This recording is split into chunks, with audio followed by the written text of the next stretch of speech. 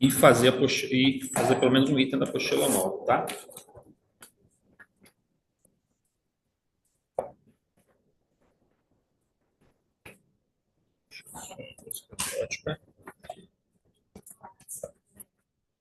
Hoje é o 3-1, tá, gente? Começa em 3-1, vamos tentar fazer o 4-1 também.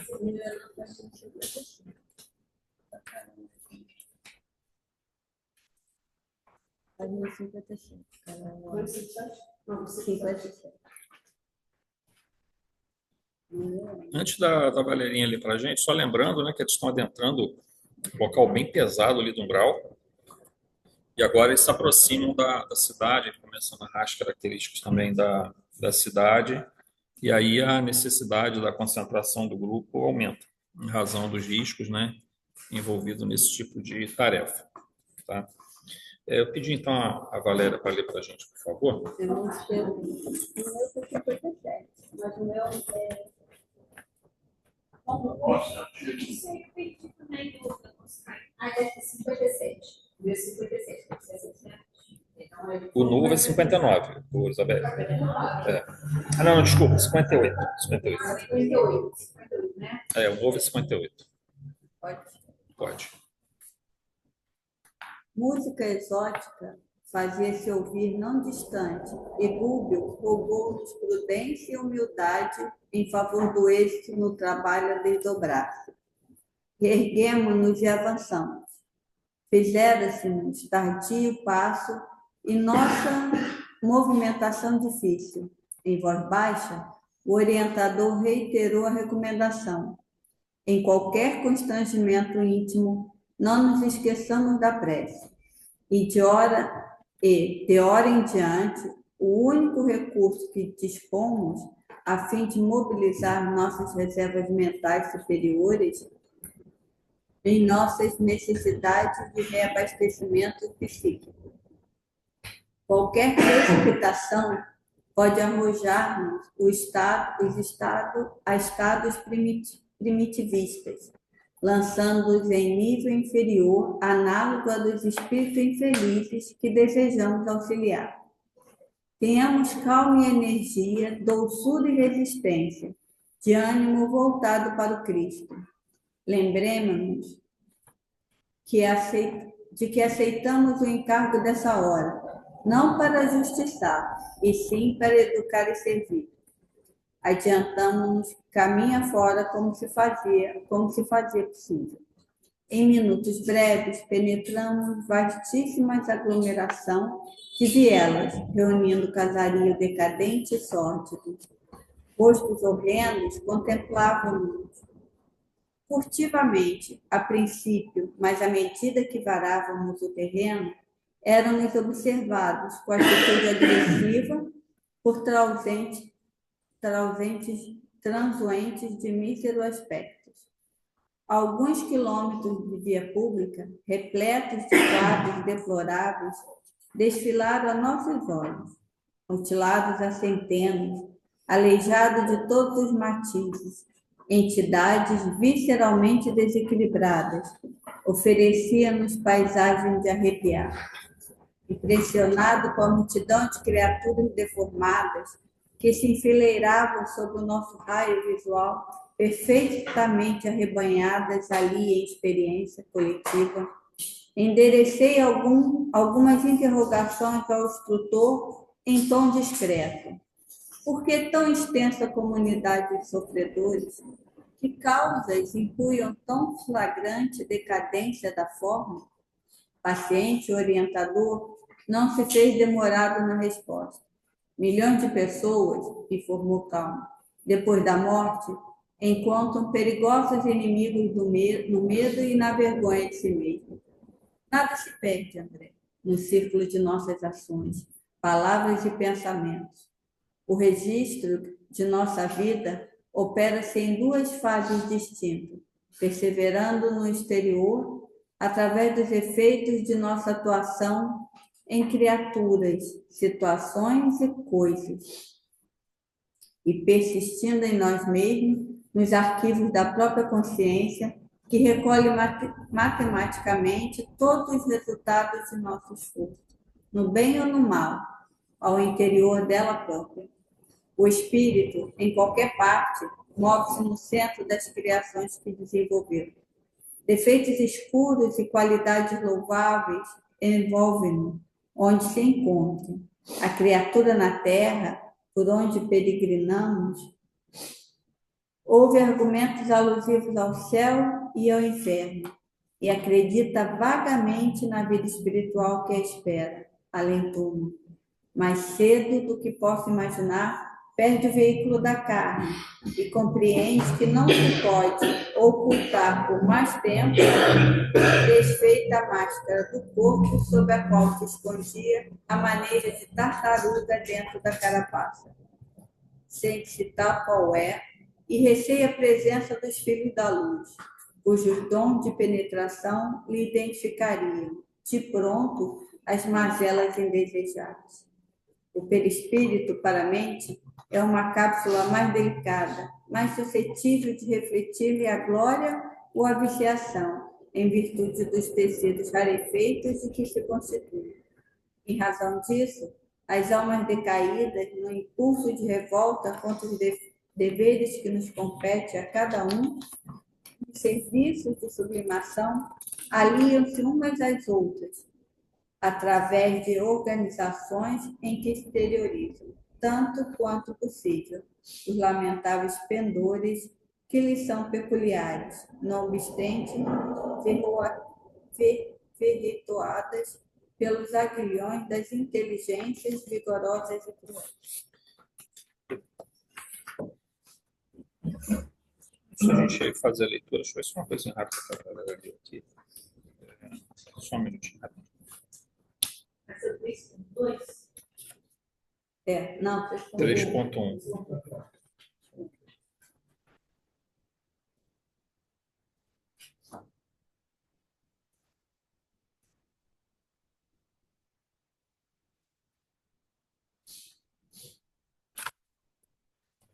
É, 3.1. O grupo vai se aproximando da região em que seria realizada a tarefa de auxílio. Vai se aproximando cada vez mais do núcleo lá. E adentrando, né, a região mais densa. Começam a ouvir estranha música de natureza exótica. O local se assemelha a uma cidade de vielas estreitas, com casas de aspecto decadente e sórdido. Começam a encontrar numerosas entidades de aspecto deprimente, muitos observando o grupo com atitude agressiva. Gúbio alerta André Luiz e Eloy que o maior recurso agora para qualquer situação difícil que se encontrassem pela frente seria a prece. Aqui precisamos lembrar que o grupo de trabalho não é formado por espíritos sublimados, mesmo no caso do instrutor.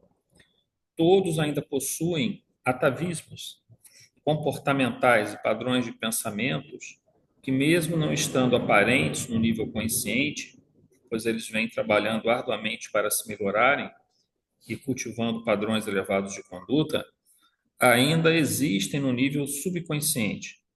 São padrões de comportamento em nível mais profundo da mente e ainda não plenamente modificados.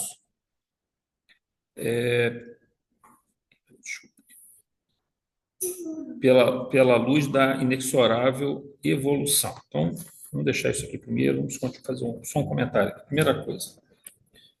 À medida que se aproxima do local, a gente observa que surgem construções, ouvem músicas. Em geral, assim, o espírito, o relato que nós temos de regiões umbralinas é muito variável. Tem regiões que você não tem uma construção, você só tem desolação, assim, como se fosse uma região desértica, escura, árvores sem folhas, porque na verdade tudo aquilo ali é uma construção mental, tá? É o que o conjunto daquelas consciências se produzem de formas de pensamento e tem uma estrutura básica, uma matriz básica e vai se aglomerando ali outras formas que vão sendo criadas, né? Nesse caso, você já tem uma cidadela ali, totalmente decadente, como era de se esperar, né? A forma que é projetada ali dentro, Eles não são espíritos muito com grande razão e inteligência. Aqueles que têm a razão e inteligência, ela está deturpada também, entendeu? Ela tem um sentido do que é certo, do que é errado, está totalmente deturpado, carregadíssimo da emoção. Qual a emoção? Emoção da raiva, emoção da revolta, emoção da vingança, né? Emoção do medo, da culpa. Então, essa cognição se distorce. Então, a razão deixa de ser uma razão como a gente idealiza platonicamente, né?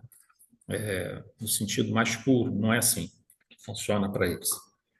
Mas alguns deles vão conseguir até ter locais um pouco melhores, mas ainda assim, por estarem ali, obviamente, eles estão no estado de perversidade. Mas a maioria esse grupo que está em torno, ele é totalmente em desequilíbrio extremamente grande e submisso pelo medo, principalmente, mas também por afinidades ao Gregório e outros que controlam aquela região. Bom, aí entra aí basicamente isso aqui é o seguinte: formas de pensamento.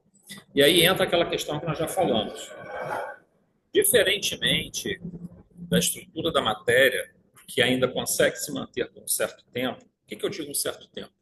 Se nós pegarmos aqui a nossa cidade de Vassoura, supondo que sei lá, a vida acabasse na Terra, tá? A vida material, né, física, por alguma razão, nós fôssemos extintos. Em centenas de anos, as casas de Vassouras, os prédios, começariam a cair, deteriorar. Mesmo sendo uma estrutura material, se ela não sofrer uma ação constante de uma mente organizadora, ocorre aquilo que nós chamamos aumento de entropia do sistema, que é um termo que a gente usa em física, né? Mas pode ser usado também para entender isso. O aumento da entropia é a desorganização, a bagunça. Ela aumenta. É que nem se pegar, imagina uma casa que você não arruma ela. Você só vai, todo mundo dentro da casa, família, e ninguém arruma nada. Não lava a louça, não bota a toalha para secar lá fora, não passa roupa, nada. Você não faz nada. Você só vive dentro da casa. Não, vai virar um grauzinho, não vai? Mas por que é isso? É aumento da entropia, na verdade. É desorganização natural. Para que a casa fique arrumadinha, você está violando esse princípio fundamental da física, que é o princípio da entropia. Para isso, você precisa ter uma consciência atuando e organizando aquilo de uma maneira. Por isso que a gente fala que a vida, de uma certa forma, é uma das maiores provas, a vida biológica, né? É uma das maiores provas que nós temos, que a vida desafia a entropia o tempo todo, o aumento de entropia o tempo todo, porque tudo caminha para o aumento da entropia, e a vida produz baixa entropia. Tudo que está produzindo baixa entropia em geral, ele significa que ele está, para sair fora desse processo inexorável da lei da física, segundo a lei da termodinâmica, né? Existe uma consciência, existe uma mente que está atuando e produzindo um esforço, organizando esse esforço, para que ele fique tudo ordenadinho. Bom, Vassouras, o que aconteceria? Em milhares de anos, provavelmente, se viesse alguém aqui, só encontraria alguns escombros, e 1 milhão de anos depois, só encontraria mesmo ruínas, e se fizesse algumas investigações arqueológicas, talvez conseguisse até descrever algumas coisas da vida em Vassouras, mas muito pouco. No umbral é um pouco diferente. Lá, assim como ocorre em cidades espirituais, só que nas cidades espirituais existem forças superiores que mantêm a estrutura das cidades espirituais. Então, elas não sofrem essa deterioração. Mas, porque, mais uma vez, a consciência continua atuando ali, mantendo o nível de baixa entropia. Porém, no umbral, não tem isso. Então, se os espíritos saíssem dali, como o material é forma-pensamento, não matéria mais rígida, não levaria centenas ou milhares de anos, ela levaria pouco tempo para começar a desmanchar. Porque aquelas formas precisam ser mantidas pelas consciências que habitam aquele local. Então, isso é uma coisa muito importante para a gente ter em mente, que essa região que nós denominamos umbral, ela é temporária, ela só existe enquanto estiverem espíritos ali que estão vibrando naquele padrão, tá? Então, esse é o ponto chave. O outro são todas as questões que envolvem as deformidades perispirituais, mas a gente vai falar um pouquinho mais à frente. Agora, o ponto fundamental aqui. Quando o Gubbio chama a atenção do grupo para a necessidade da oração como um recurso, é pelo seguinte: o senhor, quando leu a leitura de harmonização para a gente, qual era o versículo que é separado por Emmanuel? Não resistis ao mal. Não é isso que foi falado na leitura de harmonização. Esse não resistir ao mal, como o Emmanuel explica, na verdade, Jesus está dizendo o seguinte: não combata a violência com violência, entendeu? Combata a violência com não violência. É interessante a gente observar que isso parece meio utópico, né? Esse processo, mas não é utópico, não. Você vê, o Mahatma Gandhi fez isso na Índia, né? Martin Luther King, primeiro Mahatma Gandhi, né, faz isso na Índia. Martin Luther King vai fazer isso na questão do sul dos Estados Unidos, na época da segregação racial, e ele combate a violência com uma resistência, era resistência, mas uma resistência pacífica, é isso que ele está colocando. Então, a ideia aqui do Buber é assim, não é se enraivar, se indignar com o que está vendo, porque se você fizer isso, você vai buscar lá do seu íntimo coisas que ainda não estão totalmente trabalhadas. E se tivesse, você não teria essa tendência da indignação, da raiva e de querer revidar. Você quer revidar porque nós ainda trazemos isso dos nossos atavismos passados. Como eles vêm trabalhando sistematicamente isso, eles têm baixa chance de que isso venha acontecer, mas se não vigiar, pode acontecer, porque é um ambiente tão pesado, tão difícil, não é igual a gente estar na rua e de repente encontrar uma pessoa que nos agrida, que nos, sei lá, que xingue a gente no trabalho, no ambiente de trabalho, pessoas grosseiras, né? Acontece o tempo todo. E é difícil a gente se controlar nessas situações. Mas ali é um ambiente, mas é uma pessoa, né? Agora, você imagina um ambiente onde você tem um monte de espíritos fazendo tudo que é maluquice, coisas absurdas, e você tendo que olhar aquilo e não se indignar, e não ficar com raiva, e não sentir medo. Todos esses sentimentos trazem à tona esses atavismos, essas sombras também do passado, e sombras e comportamentos do passado, que André Luiz e Eloy, no mínimo, eles não ainda venceram totalmente isso. Gúbio, a maior parte, mas não totalmente também. Então, o que ele faz? Quando se vê diante dessa situação, ele se conecta, através da oração, com as forças superiores. E para se conectar, e aí se conecta com essas forças superiores para conseguir fazer esse trabalho de dentro dessa região, tá? Então, assim também vai ser com a gente, se nós formos na casa de uma pessoa e formos aplicar um passe. A pessoa não pode vir ao centro espírita, tá? A gente vai lá aplicar um passe. Ou vai lá fazer um culto no lar, conversar com a pessoa e tal. A gente não sabe como é que está a ambiência lá. Ela pode estar numa ambiência... eu já fiz isso, de sozinho, mas não é bom, tá? Não é bom. Mas às vezes na emergência você vai, mas não é bom. Porque você pode pegar uma vibração muito pesada que a gente ainda não está preparado para isso. Por que não está preparado? Porque todos nós estamos numa situação muito mediana aqui na Terra. Entendeu? Ela foi da parte de uma chave e passou o ano novo na praia. E voltou doente e ficou doente. Ela era vizinha da minha avó. Aí minha mãe foi e deu um passe nela. Minha mãe foi para casa, aí virou, naquela época a gente tinha criação de galinha, ela falou assim, Ari, mata aquela lá. Quando ela fez assim, a galinha pulou, caiu morte no chão. Nossa. Meu pai ainda quer que mate.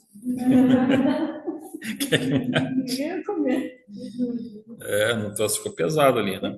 Então, assim, é essa a questão. Então, a gente também, quando for numa situação dessa, além de ser um grupo, né, que é o ideal, também ter em mente essa necessidade da vigilância e oração. Senão a gente vai dar trabalho para a espiritualidade ainda, né? Vai ficar dando trabalho. Isso significa, continuando aqui, gente, isso significa que diante da raiva, do medo, da indignação, do desejo de julgamento, você vai querer julgar aqueles espíritos ali pelo que eles estão fazendo, né? Ou seja, todos esses venenos mentais que ainda cultivamos consciente ou inconscientemente, poderemos ser provocados por fatores externos adversos. Ou os trazemos para o nível da consciência, e aí, naquele momento, inóspitos, seria desastroso para a missão. Né? Aquele grupo ali começar a cultivar esse pensamento. Ele perde a conexão com os seus mentores e seria um desastre. Por isso, o cultivo da oração e vigilância, nesse último aspecto em relação aos pensamentos. Vou fazer um clique de ouro para comprar ali. Por isso, o cultivo da oração e vigilância nesse último aspecto.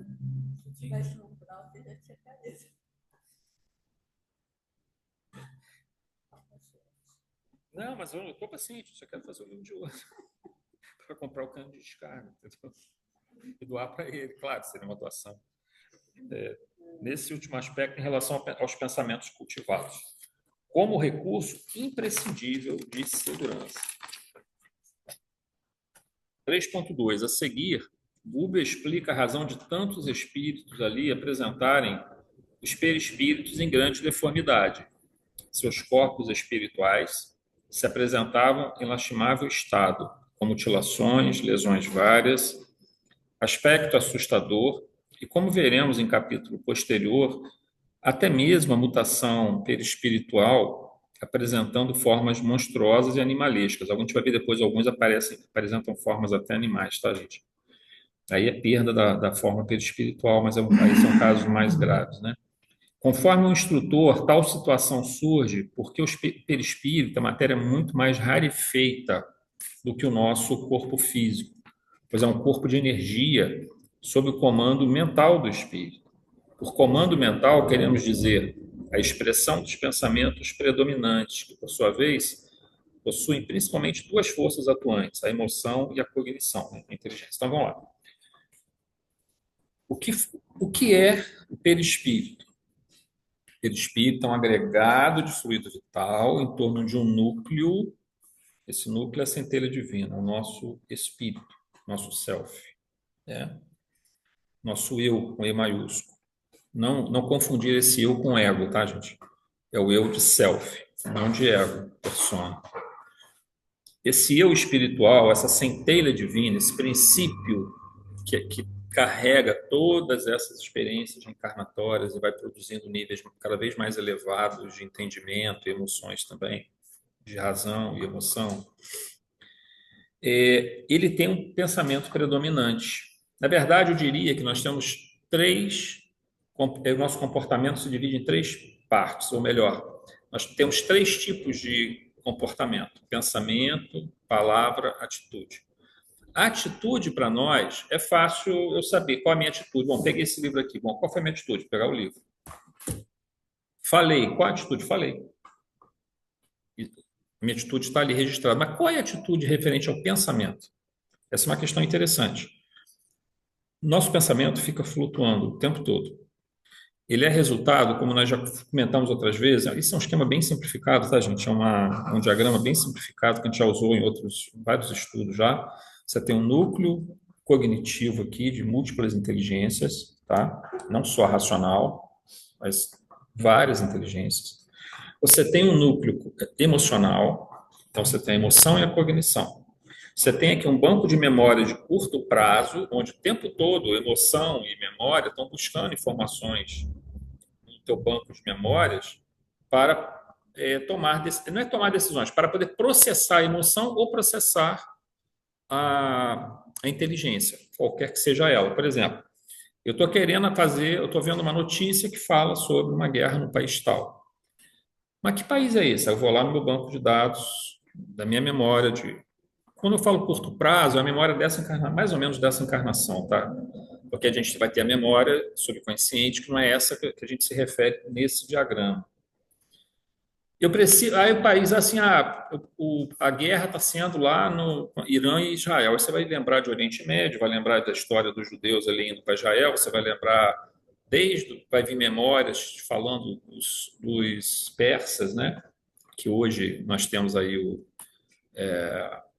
desde Ciro lutando com Alexandre o Grande e tudo mais. Aí você vai buscar todas essas informações, começar a canalizar uma série de coisas na tua mente. Você está o tempo todo buscando na memória para você poder processar.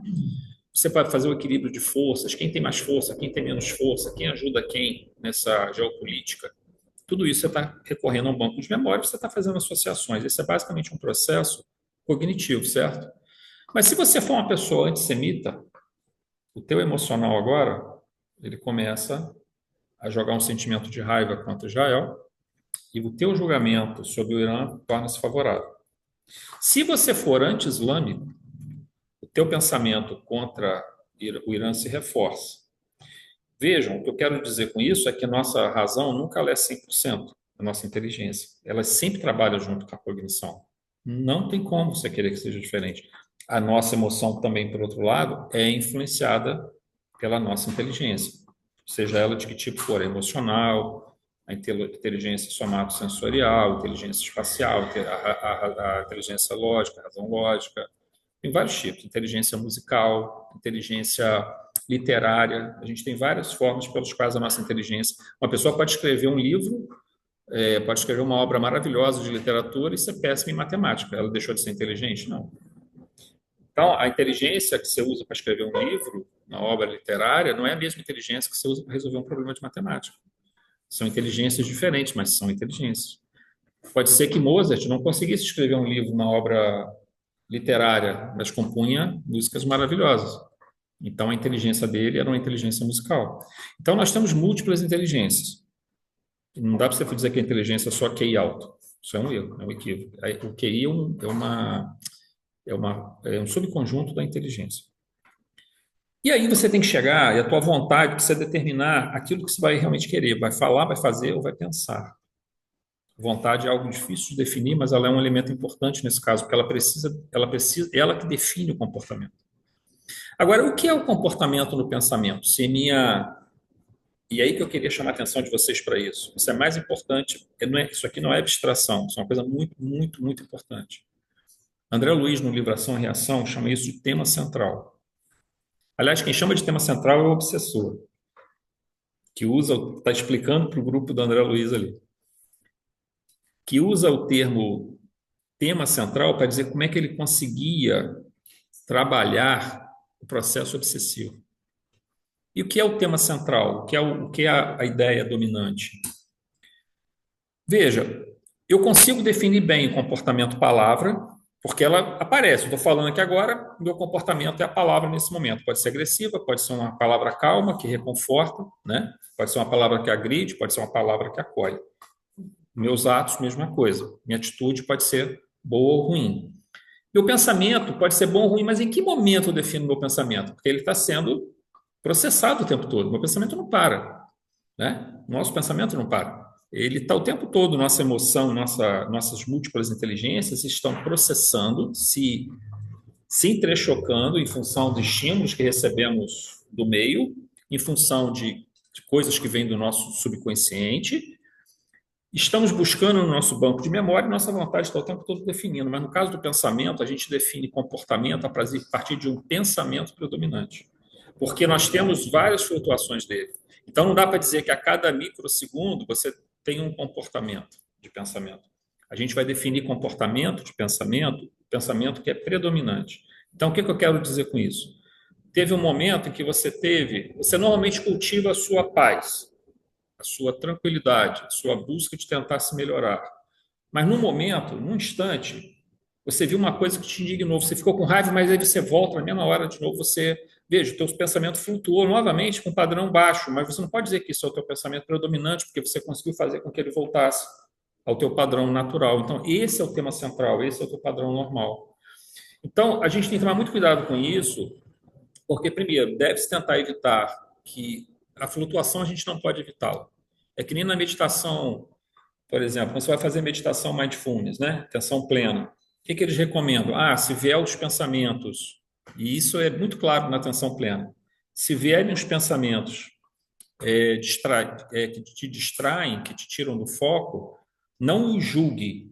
Não tente jogar mais pensamentos tentando analisar esses pensamentos, porque você está tentando exatamente estabelecer um pensamento basal, você está tentando não pensar, você está tentando se manter somente receptivo ao agora. Você não quer saber o problema que vai acontecer semana que vem, como é que vai ser o trabalho amanhã, eu fiz uma prova, fui mal na prova ontem, meu filho está me enchendo o saco lá com não sei o que do colégio. Você não quer pensar isso, você está querendo um momento para você ficar no agora, só você ali, focado. Mas essas coisas chegam. Todos os instrutores desse campo falam a mesma coisa. Esses pensamentos ficam chegando o tempo todo, porque nós ficamos nessa flutuação. Só que aí, por isso que é um exercício interessante a meditação, de atenção plena ou mindfulness, né? Porque você pega e você começa a não julgar isso, deixa ele ir e sair. Você tenta se colocar numa posição que esses pensamentos ficam indo e voltando, e você não fica tentando julgá-los, deixa que eles sigam o seu curso e você mantém-se focado. É isso que a gente vai tentar buscar nessa luta que a gente fica entre pensamentos negativos e positivos em função dos estímulos que recebemos. A gente precisa tentar estabelecer o padrão que vai ser o nosso comportamento de pensamento, nosso tema central, que ele se define ali. Deu uma caída, você se aborreceu, viu alguma coisa que te assustou, você volta novamente para o equilíbrio. Então, o teu pensamento está se mantendo. Mas se você sofre uma coisa uma pessoa te magoou, por exemplo, e você fica aborrecido com aquilo, e mantém aquele aborrecimento, mantém aquela mágoa, mantém aquela raiva, pronto. Aí agora, naquele momento, como ele é demorado, o teu padrão comportamental de pensamento é péssimo naquele momento agora. E normalmente o que nós chamamos de influências espirituais negativas acontece nessas baixas de padrões mentais. Então o padrão comportamental cai. No caso deles, que estão num ambiente muito hostil, esse pensamento não pode cair em hipótese alguma. Então, antes que venha já isso, você já tem que estar orando, tem que estar atento à maneira como você vai usar, entender que o teu pensamento vão vir imagens, vão vir ideias, vão vir sugestões do seu próprio subconsciente de julgar, de achar defeitos. Mas você não vai deixar que aquilo, assim como você está tentando no exercício que a gente está falando aqui do mindfulness, você faria a mesma coisa na tua vida. Tentar não deixar que essas coisas te tirem daquilo que você sabe que é o certo. E a partir daí a gente começa então a definir o padrão que é um padrão de pensamento, ou seja, um comportamento de pensamento. Ele não é tão assim nítido quanto a palavra e a atitude, mas ele é persistente, então ele já se define como um padrão, tá? E ele define muito daquilo que vai ser luz ou sombra no nosso subconsciente de profundidade, tá? 3.3. Se a emoção é desregrada e desequilíbrio, e a inteligência se volta para servir não aos propósitos sublimes da gradual evolução do ser, mas para satisfazer os aspectos mais materiais da existência terrestre, aos apegos, às paixões, à ambição e o poder, todos esses fatores e outros mais subvertem o padrão mental, colocando em conflito com a lei divina que todos trazemos dentro de nós. O resultado é que o perispírito, que rege automaticamente a todos os padrões de pensamento, cognição mais emoção, assume as características boas ou ruins daquilo que é cultivado no íntimo de cada criatura. Um perispírito deformado, entre aspas, é o reflexo de um padrão mental deformado. O que é esse padrão mental? O comportamento mental. O comportamento, a dimensão pensamento do comportamento. Porque você pode estar falando bonitinho, você pode estar fazendo as coisas bonitinho, pode estar pensando horrores. Um psicopata, ele vai falar com você com a fala mansa, ele pode agir no ambiente de trabalho. Quando eu me refiro a psicopata, não estou falando só o cara lá com a faca. Tem um psicopata funcional no ambiente de trabalho, cara. Pessoas que são psicopatas mesmo. Ele não tem nenhum tipo de capacidade de empatia. Hã? Ainda não matou ninguém. Ele não matou, mas ele tenta te destruir de outras formas, entendeu? Porque ele não tem empatia e ele só pensa em conseguir o poder de qualquer forma. E ele vai passar por cima dos outros. Isso é uma psicopatia. Ele é um psicopata social. Só que acontece que ele fala de um jeito que não te agride, ele age de um jeito que não te agride, mas ele está pensando de uma maneira extremamente perversa e ele vai te agredir no momento que ele conseguir a oportunidade, né? Que vai ser muito bem pensado, porque todo psicopata, normal, pelo menos a maioria, é muito inteligente. Então, nesse caso aqui, se o pensamento está distorcido, o perispírito vai ficar distorcido. Por quê?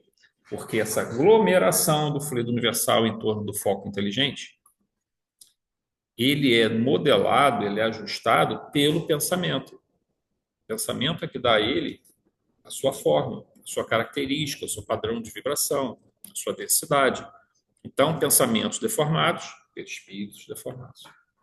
Por isso que nós encontramos essas entidades sem luz, todas deformadas, porque elas estão cultivando um padrão de pensamento que começa o perispírito é muito moldável, por isso ser uma energia muito é uma matéria sutil, a gente chama de energia ou uma matéria muito sutil, né? Então ele se torna dessa forma, tá? Eu acho que deixa eu ver se dá tempo aqui da gente Vamos ver se dá aqui ver o tamanho do texto. A gente faz o próximo. Vai ficar mudo, que eu vou falar no telefone agora. Boa noite, Zé Ronaldo. Opa, boa noite, Paulo. Mas não é grande, não. Talvez a gente não consiga avançar muito, mas a gente vai, só para a gente poder avançar, porque senão a gente não vai terminar esse livro lá para o ano que vem. Você lê aí, Valéria, para a gente, por favor? Bom, vai ser, né? Mas que não seja 2028. Mais interferir. Não há recurso de sorrir semelhantes comunidades? A mesma lei de esforço próprio funciona igualmente aqui. Não faltam apelos santificantes de cima. Contudo, com a ausência da íntima adesão dos interessados ao ideal da melhoria própria, é impraticável qualquer iniciativa legítima em matéria de reajustamento geral. Sem que o Espírito, Senhor da razão e dos valores eternos que lhes são consequentes, delibere mobilizar o patrimônio que lhe é próprio, no sentido de elevar o seu campo vibratório, não é justo seja arrebatado por imposição a regiões superiores que ele mesmo, por enquanto, não sabe desejar. E até que resolva tirar-se ao empreendimento da própria ascensão, vai sendo aproveitado pelas leis universais no que possa ser útil à obra divina. A minhoca, enquanto é minhoca, é compelida a trabalhar o solo. O peixe, enquanto é peixe, não viverá fora d'água. Sorrindo ante a própria argumentação, concluiu o bem-humorado. É natural, pois, que o homem, dono de vastas teorias de virtude salvadora, enquanto se demora no comboio da inferioridade, seja empregado em atividades inferiores. A lei estima infinitamente a lógica. Calou-se Gúbio, evidentemente constrangido pela necessidade de não acordarmos demasiada atenção em torno de nós. Tocado, no entanto, pela miséria que ali emoldurava tanta dor, perdi-me no mar de indagações íntimas. Que empório extravagante era aquele? Algum país onde vicejassem tipos sub-humanos? Eu sabia que semelhantes criaturas não envergavam corpos carnais e que se congregavam no reino purgatorial em benefício próprio. Entretanto, vestiam-se de roupagens de matéria francamente imunda. Lombroso e Freud encontrariam aí extenso material de observação. Incontáveis tipos que interessariam de perto a criminologia e a psicanálise vagueavam absortos sem rumo. Exemplares inúmeros de pigmeus, cuja natureza em si ainda não posso precisar, passavam por nós aos magotes. Plantas exóticas, desagradáveis ao nosso olhar, ali proliferam, e animais em cópia abundante, embora monstruosos, se movimentavam a esmo, dando-me a ideia de seres acabrunhados que pesada monta transformarem doentes. Becos e despenhadeiros escuros se multiplicavam em derredor, acentuando o angustioso assombro. Após a travessia de vastíssima área, não sobtei as interrogações que me escapavam do cérebro. O instrutor, todavia, esclareceu discreto. Guarda as perguntas intempestivas do momento. Estamos numa colônia purgatorial de vasta expressão. Quem não cumpre aqui dolorosa penitência regenerativa pode ser considerado inteligência subhumana. Milhares de criaturas, utilizadas no serviço mais rude da natureza, movimentam-se nesse sítio em posições infraterrestres. A ignorância, por ora, não lhe confere a glória da responsabilidade. Em desenvolvimento de tendências dignas, candidatos à humanidade que conhecemos na crosta, situa-se entre o raciocínio fragmentário do macacoide e a ideia simples do homem primitivo na floresta. Afeiçoa-se a personalidades encarnadas ou obedecem cegamente aos espíritos prepotentes que dominam em paisagens como esta. Guardo, enfim, a ingenuidade do selvagem e a fidelidade do campo. O contato com certos indivíduos inclina-os ao bem ou ao mal, e somos responsabilizados pelas forças superiores que nos governam, quanto ao tipo de influência que exercemos sobre a mente infantil de semelhantes criaturas. Com respeito aos espíritos que se mostram nessas ruas sinistras, exibindo formas quase animalescas, neles reparamos várias demonstrações da anormalidade a que somos conduzidos pela desarmonia interna. Nossa atividade mental nos marca o perispírito. Podemos reconhecer a propriedade do acerto quando ainda no mundo. O glutão começa a adquirir o aspecto deprimente no corpo em que habita. Os viciados no abuso do álcool passam a viver de bordo, arrojados ao solo, à maneira de grandes vermes. A mulher que se habituou a mercadejar com o vago físico, olvidando as sagradas finalidades da vida, apresenta a máscara triste, sem sair da carne. Aqui, porém, André, o fogo devorador das paixões orbitantes revela suas vítimas com mais hedionda crueldade. Bom, item 4.1. Essa passagem que a Valéria deu, ela tem uns pontos aí meio complexos, meio problemáticos, tá? A primeira parte ali que ele fala para não que a espiritualidade superior não impõe nada a ele. É a mesma coisa quando a gente vê aqueles programas de acumuladores. E aí o psicólogo vai e tenta não forçar, porque a pessoa ainda não está pronta para se desfazer. É a mesma coisa, né? O cara que não está pronto a se melhorar, não adianta se forçar, né? Ele não tem para voltar. Ele até fala, eu acho que é depois, na próxima, que ele vai colocar que o tempo, né, é que vai cumprir boa parte dessa tarefa nesses casos mais graves.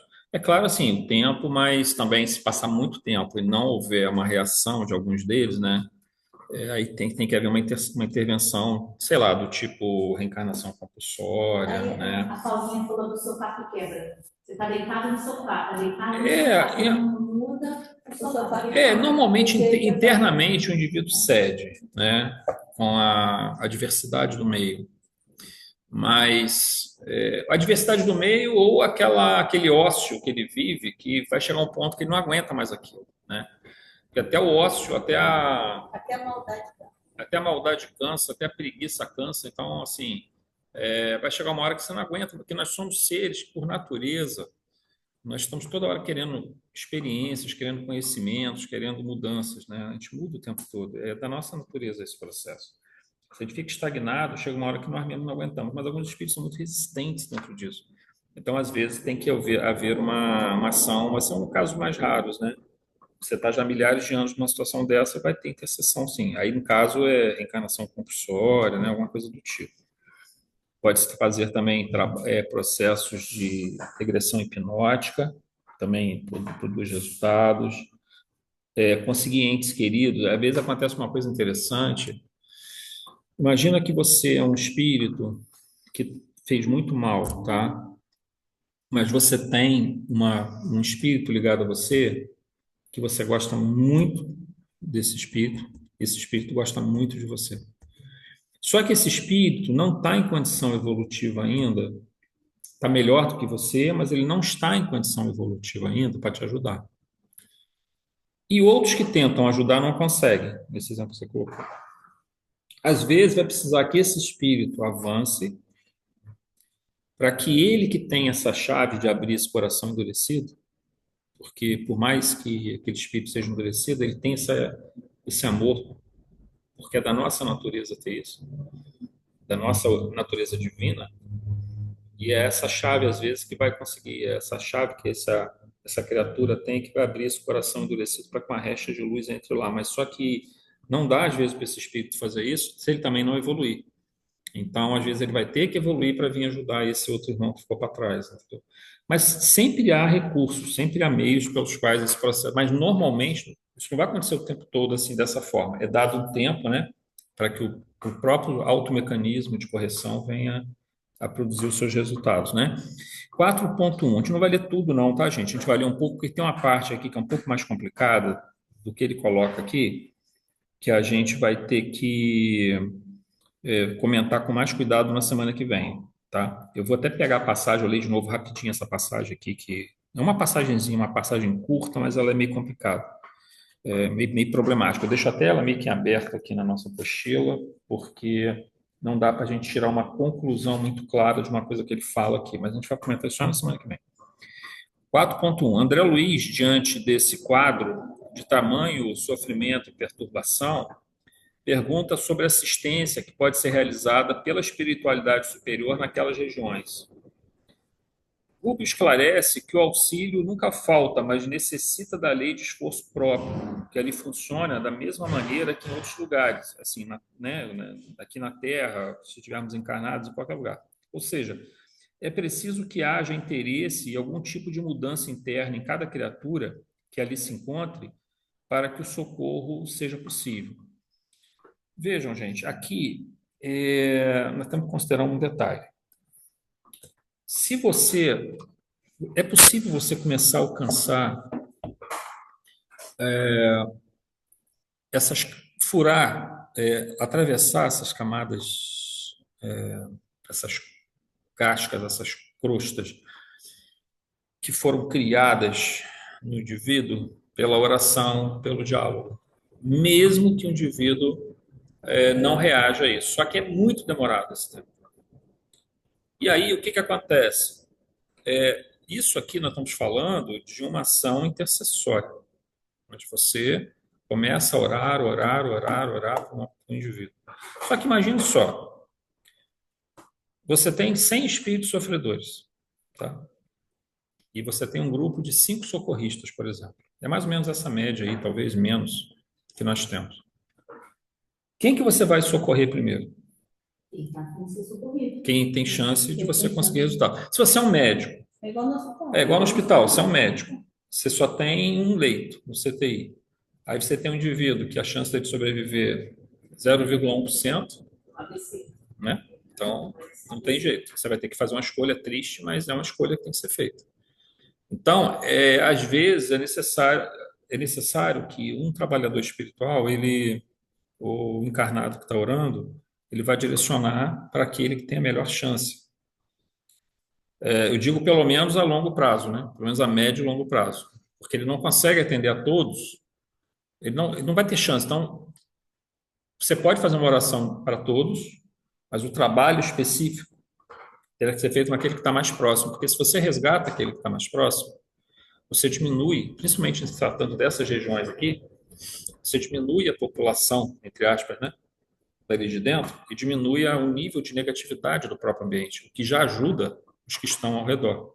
Então, quanto mais você consegue resgatar, mais rápido você vai resgatando, mais você vai tirando dali espíritos que já estão há muito tempo e estão prejudicando demais os outros também.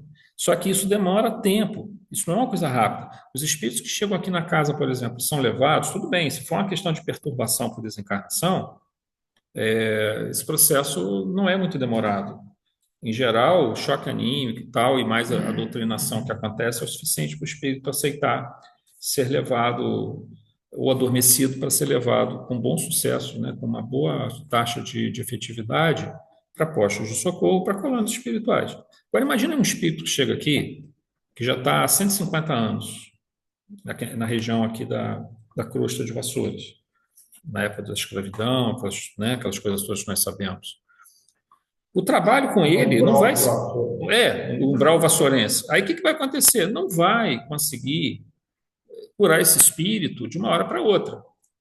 O que pode acontecer é que ele já é trazido, porque ele já se verifica nele uma predisposição, né? Mas essa predisposição não significa uma cura, significa o início da cura, do tratamento. Minha mãe uma vez viu um capitão do mar. Ele entrou, olhou, aí ela falou assim, pode sentar. Aí ele falou, isso aqui não é para mim, não. Traz ele para ter oportunidade. Isso deve fazer. constantemente deve aparecer essas coisas. Só que aí o que acontece? Aí vamos dizer, nesse caso que a Valéria deu de exemplo, o capitão do mato saiu. Aí você vai lá buscar de novo correndo ou você vai pegar uma outra pessoa que está chamando? O número é limitado, você não tem cinco enfermeiros espirituais ou médicos para cada paciente. É o contrário, é 5 pacientes para cada Eu me lembro auxiliar daquela espiritual. passagem que estava todo mundo dormindo, dois acordados e saíram correndo. É, Ele vai fazer, não, deixa eu ver. deixa, daqui a pouco ele vai se equilibrar. E os outros fazem assim, às vezes vai dizer assim, mas tenho certeza que a Carol está pensando assim. Mas, poxa, por que só tem um auxiliar para 5 enfermos? Né? Não era para ter um auxiliar para cada enfermo? Não, você sabe por quê? Porque nós já sabemos o que temos que fazer. Um enfermo para 5 doentes já é acréscimo de misericórdia, sabia? Por quê? Porque nós temos o Evangelho, no nosso caso, temos a doutrina espírita também, mas todos os povos tiveram suas revelações espirituais, tiveram seus mestres, tiveram aqueles que ensinaram pela palavra, que ensinaram pelo exemplo, tiveram seus anjos de guarda, seus guias espirituais. Ou seja, uma coisa é certa, a gente não pode reclamar que nós não recebemos auxílio espiritual, nós recebemos e muito. Agora, esse auxílio no sentido do enfermeiro espiritual, do médico espiritual, do terapeuta espiritual, ele vem no momento em que a gente caiu nos nossos próprios erros, nossos próprios equívocos, e a gente não está conseguindo sair deles. Aí nós recebemos ajuda, só que essa ajuda não vem aí a granel, entendeu? Ela Mas vem... essa teoria, essa coisa, mais uma coisa material, vamos dizer assim, mas cai em contradição daquela coisa de Jesus, né? Que uma ovelha. Mas aí é que tá. Vem outro. Não, isso aí, mas ele não está falando em termos de tempo, por exemplo. Quando Jesus fala que ele vai deixar 99 ovelhas no redil e vai atrás da outra ovelha, isso acontece o tempo todo. Por exemplo, tem espíritos que estão há 100 anos no umbral e não saem de lá, não resolve sair, como eu falei com a Valéria aqui, vai chegar uma hora que vai ter uma reencarnação compulsória, vai ser retirado de lá, vai ser feito um trabalho de, vamos dizer assim, de regressão de memória, para buscar lá no passado o que pode ter mexido com ele, mostrar para ele uma pessoa querida que ele gosta muito, que pode ajudá-lo. Isso vai acontecer, essa ovelha vai ser resgatada, só que não vai ser resgatada na hora que ela quer. Essa é a questão. Jesus não falou que seria no mesmo dia. Ele não falou isso, não. Eu fiz um estudo na quarta-feira e estava a passagem dos porcos, né? Que Jesus expulsa o porco é alegoria, né? O espírito não é tão porco. Mas aí teve um cara, meu Deus do céu. Ele virou e falou assim: você acha que Jesus não foi pouco caridoso? Porque ele nem tentou salvar aquele. Aí ela falou assim. Não tentou salvar? Aqueles espíritos, né, que estavam ali atentando os outros lá naquela cidade. Aí ele vira e fala assim: não, ele vira e fala, aí ela virou e falou assim: olha só, ele mais do que nunca sabiam se eles estavam prontos ou não para receber a mensagem que ele falava. Não jogue pérolas aos porcos. Eles não estavam prontos ainda para receber a mensagem do Cristo. Ia ter um momento deles, não aquele. Né? Agora, uma coisa é certa, se o indivíduo se coloca em condição de receptividade, imediatamente essa ajuda vem, isso não tem a menor dúvida. Quando eu estou falando aqui de auxílio, Godoy, no sentido assim, de a gente ter eu estou falando esse número, é claro que não é exatamente isso, pode ser mais, pode ser menos, mas não é muito longe disso aí não. Quando a gente tem um espírito que ajuda outros, que é socorrista, e aí a gente tem, né, vários tipos de socorros espirituais, nós estamos querendo falar o seguinte: são aqueles que vão socorrer os espíritos que estão se colocando já em condição de receptividade, porque sem receptividade não há como se ajudar. Imagina 4QV do mundo espiritual. Tudo ele negava. Tudo ele achava uma teoria mais fantástica do que simplesmente uma vida espiritual. O trabalho que ele deve ter dado para entender assim, que você morreu e está vivo. Continuando aqui, só para a gente terminar o 4.1, Aqui precisamos acrescentar que para aquela região alcançada pelas preces, pelos pensamentos de encarnados, e principalmente desencarnados, o que corresponde a uma forma de socorro, né? Ela não deixa de receber vibrações, tá, gente? Só que é um processo, vamos dizer assim, não é aquele processo intensivo de você tirar o espírito dali e fazer todo um tratamento, porque isso aí é uma coisa mais problemática, tá? Isso não, tem que haver do parte do espírito, porque se não vier, é como se nós pegássemos o nosso. É que a gente fala da criação hoje em dia, né? A gente protege demais nossos filhos, fica tudo estragado, né? Porque fica fraco, fica sem couro, sem casca, né? Não aguenta muita pressão, porque tudo que dava problema a gente tentou evitar, não deixou que ele passasse por aperto, por dificuldade. Então, meio que é o que acontece aqui. Se você não aprende também a buscar por você mesmo esses resultados, você vai ser aquele que sempre alguém faça por você. Então, se Deus fosse o tempo todo nos socorrer, não deixar que nós também saíssemos um pouquinho da confusão que nós mesmos arrumamos, onde estaria o nosso aprendizado, o nosso merecimento? Ele nos ajuda, sim, com certeza. Vai ter vários tipos de socorro, mas é preciso que o indivíduo também se esforce para tentar encontrar os caminhos que ele sabe, né? A gente tem essas informações e temos essas... É porque aqueles tempos que você não está preparado. O que nós falamos aqui. Ela vai te fazer aquela sobrinha do povo. Ela não está preparada, ela perdeu seu tempo com ela. Ele foi perda de tempo. Outras vezes poderão ocorrer excursões, como aqui presentemente observamos neste capítulo, onde temos um tipo de auxílio que tem sua origem em pedido intercessório, em que o solicitante possui grandes méritos, que era Matilde, né? Então, um espírito muito evoluído, com grandes méritos, que pede essa intercessão pelo Gregório. Mas vejam, o Gregório já vem apresentando sinais de mudança. Esse é um ponto muito importante aqui. É a Matilde, um espírito muito evoluído, que pede essa intercessão do Gúbio, do grupo espiritual ali para resgatar o Gregório, mas o Gregório já vinha apresentando, ela já percebeu que ele estava apresentando mudanças no comportamento dele, favoráveis ao socorro, tá? Isso é muito importante. Outras excursões de auxílio ocorrem como parte de tarefas socorristas de rotina e previamente planejadas em cidades espirituais, que aí ocorre aqueles socorros que são feitos de maneira mais ou menos regulares, são programadas, são rotineiras.